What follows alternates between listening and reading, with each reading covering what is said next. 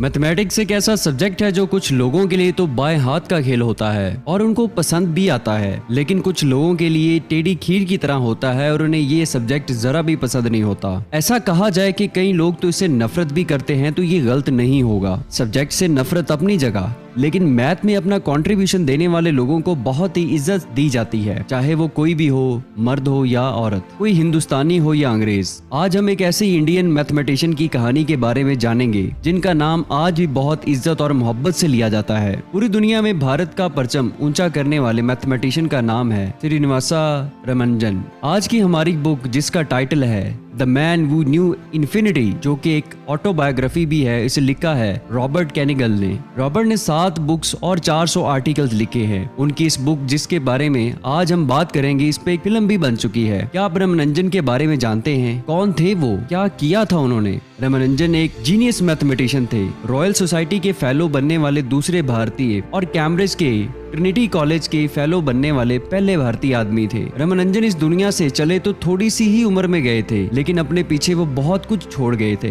वो 22 दिसंबर 1887 को मद्रास में पैदा हुए थे। उनके फादर एक साड़ी की दुकान में क्लर्क थे और उनकी माँ एक हाउसवाइफ थी। राम बचपन से ही बहुत जिद्दी थे। एक दफा उन्होंने ये जिद की कि वो मंदिर के प्रसाद के अलावा कुछ भी नहीं खाएंगे। अगर कभी भी उन्हें अपनी पसंद का खाना ना मिलता तो वो नीचे जमीन पे लेट जाते और रोने लगते। वो बाकी बच्चों से बहुत अलग थे। जब भी उनकी उम्र के बाकी बच्चों को फारग वक्त मिलता तो वो बाहर खेलते, लेकिन रामानुजन घर में अपने कमरे में अकेले बैठना ज्यादा पसंद करते थे। वो हर चीज को बहुत गौर से देखते और उसे समझने की कोशिश करते थे। जैसे कि वो अक्सर अपनी माँ से पूछते कि माँ, बादल यहाँ से कितना दूर हैं? या फिर इस दुनिया में पहला इंसान कौन आया था? रामानुजन को स्पोर्ट्स में कोई भी लगाव नहीं था, शायद इसीलिए वो थोड़े मोटे भी थे। वो अपनी माँ से कहते थे कि अगर कभी किसी ने उनसे लड़ाई की तो वो कभी उन्हें मारेंगे नहीं, बल्कि उसके ऊपर बैठ जाएंगे और उसका वहीं पे काम तमाम कर देंगे। बस 10 साल की उम्र में उन्होंने अपने प्राइमरी एग्जामिनेशंस पास कर लिए थे और वो पूरी डिस्ट्रिक्ट में फर्स्ट आए थे। हाई स्कूल में भी वो हर सब्जेक्ट में फर्स्ट आते थे, लेकिन मैथ्स में उनका कोई भी मुकाबला नहीं कर सकता था। एक दफा उनकी मैथ्स टीचर उनको पढ़ा रही थी, अगर एक नंबर को उसी नंबर पे डिवाइड किया जाए तो हमेशा जवाब एक ही आएगा। जैसे कि अगर 1000 सेब हैं और उन्हें 1000 लोगों में बांटा जाए तो सबके पास एक एक सेब ही आएगा। लेकिन रामानुजन बोले, अगर 0 को 0 पे डिवाइड करें तो क्या तब भी जवाब एक ही आएगा? अगर हम सेब को किसी को भी ना दें तो सबके पास कैसे एक सेब आएगा? उनके सवालों में हमेशा से ही लॉजिक होते थे। उनके घर में 2 ब्राह्मण लड़के किराए पे रहते थे। वो कॉलेज स्टूडेंट्स थे। जब उन्होंने राम का इंटरेस्ट मैथ्स में देखा तो उन्होंने राम को पढ़ाना शुरू किया। 13 साल की उम्र में ही उन्होंने ट्रिग्नोमेट्री पे मास्टरी हासिल कर ली थी। क्यूबिक इक्वेशंस और इनफाइनाइट सीरीज जैसे कॉम्प्लेक्स कॉन्सेप्ट भी उन्होंने समझ लिए थे। अब बारी आती है उनकी कॉलेज लाइफ की। कॉलेज जाने से पहले ही उन्हें मैथ्स बहुत ज्यादा पसंद आ गई थी। वो हर टाइम मैथ्स की प्रॉब्लम सॉल्व करते रहते। ना वो क्लास में डिस्कशन पे ध्यान देते और ना ही बाकी सब्जेक्ट जैसे कि इंग्लिश वगैरह को पढ़ते थे, और इसी वजह से वो मैथ्स के अलावा बाकी सब में फेल हो गए थे। इसी वजह से उन्होंने अपनी स्कॉलरशिप भी खो दी। 17 साल की उम्र में वो इसी वजह से घर से भाग गए थे, लेकिन 1 साल बाद फिर से उन्होंने FA में एडमिशन ले लिया। उनके मैथ्स टीचर ने देख के बहुत हैरान हुए। टीचर जो प्रॉब्लम 12 स्टेप्स में सॉल्व करते थे, रामानुजन उसे सिर्फ 3 स्टेप्स में ही सॉल्व कर लेते थे। वो मैथ के 3 घंटे वाले पेपर को 10 मिनट में ही सॉल्व कर लेते थे, लेकिन बाकी सब्जेक्ट में वो अभी भी वहीं के वहीं थे। फिजियोलॉजी के पेपर में उन्हें डाइजेस्टिव सिस्टम पे नोट लिखने का सवाल आया तो उन्होंने पेपर पे अपना नाम लिखे बगैर इतना लिखा कि मेरा स्टमक डाइजेस्टिव सिस्टम वाले टॉपिक को डाइजेस्ट नहीं कर सका, और यही वजह थी कि वो बाकी सब्जेक्ट्स में एक दफा फिर फेल हो गए। अगले साल उन्होंने फिर से कोशिश की, लेकिन वो फिर से फेल हो गए। सब जानते थे कि वो एक गिफ्टेड इंसान है, लेकिन एजुकेशन सिस्टम के भी कुछ रूल्स थे।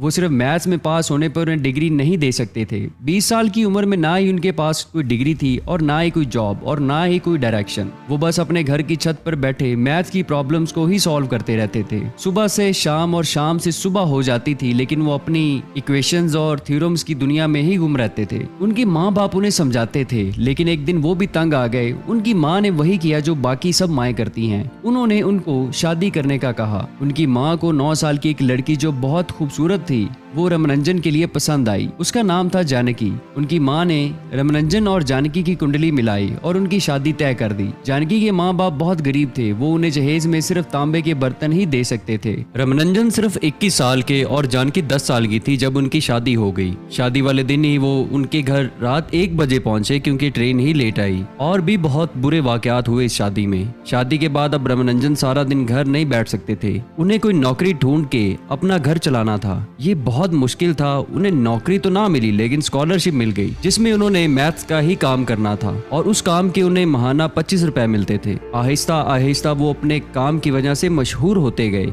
एक दिन उनका कोई दोस्त उनसे मिलने आया और बोला, यार रमनंजन तुम बहुत जीनियस हो।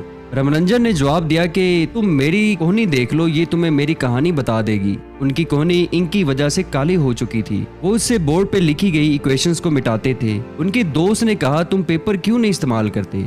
तो रमनंजन ने जवाब दिया, मेरी हैसियत नहीं कि मैं उसे खरीद सकूं। रमनंजन को फिर मद्रास बोर्ड ऑफ इंस्टीट्यूट में अकाउंटिंग क्लर्क की नौकरी मिल गई। उन्हें उसके हर महीने 30 रुपए मिलते थे। उनके बारे में कैम्ब्रिज यूनिवर्सिटी के प्रोफेसर्स को पता चला। कुछ प्रोफेसर्स को लगता था वो पागल है, लेकिन कुछ ने कहा कि अगर इंडिया में उनके टैलेंट को नहीं इस्तेमाल किया जा रहा तो इधर एक मौका देना चाहिए। जिस प्रोफेसर को रमनंजन का काम पसंद आया वो थे G.H. हार्डी। जब रमनंजन ने उन्हें लेटर लिखा था तो उसमें उन्होंने अपने आप को एक मामूली गरीब क्लर्क ही बताया था और ये भी कहा था कि वो पढ़े लिखे भी नहीं हैं और साथ में अपने 50 थ्योरम भी भेजे। उन्होंने कहा कि उन्हें पब्लिश करने के लिए उनके पास पैसे नहीं हैं। हार्डी को लगा कि किसी ने उनके साथ शरारत की है क्योंकि उन्हें पहले भी ऐसे बहुत से लेटर्स आते रहते थे, लेकिन इस लेटर ने उन्हें बहुत परेशान किया। वो पूरा दिन इसी के बारे में सोचते रहे।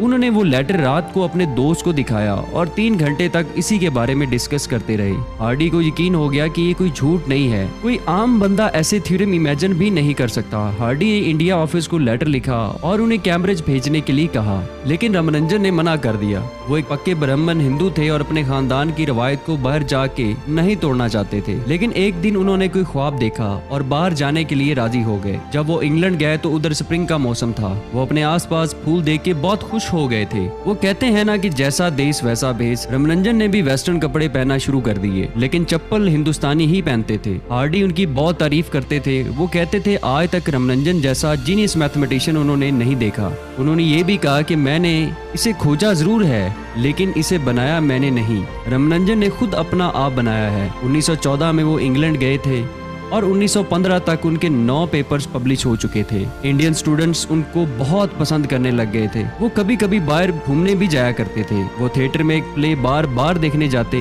क्योंकि वो उन्हें बहुत मजे का लगता था। वो जब भी उसे देखते तो हंसते हंसते उनकी आंखों से पानी निकलना शुरू हो जाता। स्कॉलरशिप के लिए यूनिवर्सिटी की डिग्री होना लाजमी था, लेकिन रमनंजन के पास वो भी नहीं थी। वहाँ के अथॉरिटीज ने उन्हें कुछ छूट दे दी जिसकी वजह से उन्हें 200 पाउंड स्कॉलरशिप मिलता। मद्रास से भी 60 पाउंड मिलते थे जिसमें से 50 पाउंड वो अपनी फैमिली को इंडिया भेज देते थे। 1916 में वो हुआ जो रमनंजन ने कभी सोचा नहीं था। उन्हें बीए की डिग्री मिल गई। वो उन्हें सिर्फ उनकी रिसर्च की वजह से दी गई थी और आखिरकार वो भी रमनंजन से बीए पास रमनंजन हो गए थे। रमनंजन इंग्लैंड में भी अकेले रहना पसंद करते थे। वो सबसे अलग अपने कमरे में ही खाना खाते थे। सर्दियों के दिन शुरू हो गए थे और वर्ल्ड वॉर भी शुरू हो चुकी थी। तब रमनंजन को अपने घर की याद आने लगी। वो सबसे ज्यादा जानकी को याद करते थे। अचानक उन्हें पता चला कि उन्हें टीबी हो गया था। वो इस बीमारी से अकेले ही लड़ रहे थे। उन्हें न्यूट्रिशन डेफिशिएंसी भी हो गई जो उस वक्त यूरोप में बहुत फैली हुई थी। वो दिन ब दिन कमजोर होने लगे। ये सब उस वक्त ज्यादा तकलीफ दे हो गया जब उन्हें महीनों अपने घर से कोई लेटर नहीं मिला। बाद में उनको पता चला कि उनकी माँ ने ही उनके खत को रोका हुआ था। ना वो जानकी का खत रमनंजन को भेजती और ना ही रमनंजन का खत जानकी को पढ़ने देती थी। वो कहती थी कि उनके खत बहुत बचगाना और बेवकूफियों वाले होते हैं। रमनंजन चाहते थे कि जानकी कैम्ब्रिज आ जाए, लेकिन उनकी माँ ने उन्हें नहीं जाने दिया। जानकी अपनी सास के रवैये से तंग आ गई थी। एक दफा वो अपने गाँव अपने भाई की शादी पे गई और एक लंबे अरसे तक वापस ससुराल नहीं आई। उधर रमनंजन बहुत परेशान थे। टीबी का उनकी बॉडी पे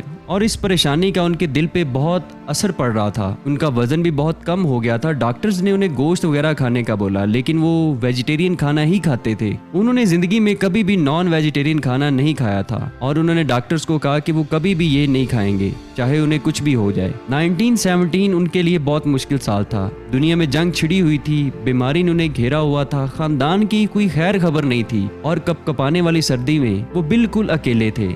इससे उनके दिलो दिमाग पर बहुत बुरा असर पड़ा और इसी वजह से उन्होंने खुदकुशी की कोशिश की। वो ट्रेन के आगे कूद के अपनी जान देने लगे थे, लेकिन वो थे खुशकिस्मत के गार्ड ने उन्हें देख लिया और ट्रेन की चेन खींच दी। उनकी जान तो बच गई, लेकिन उन्हें बहुत चोटें आई।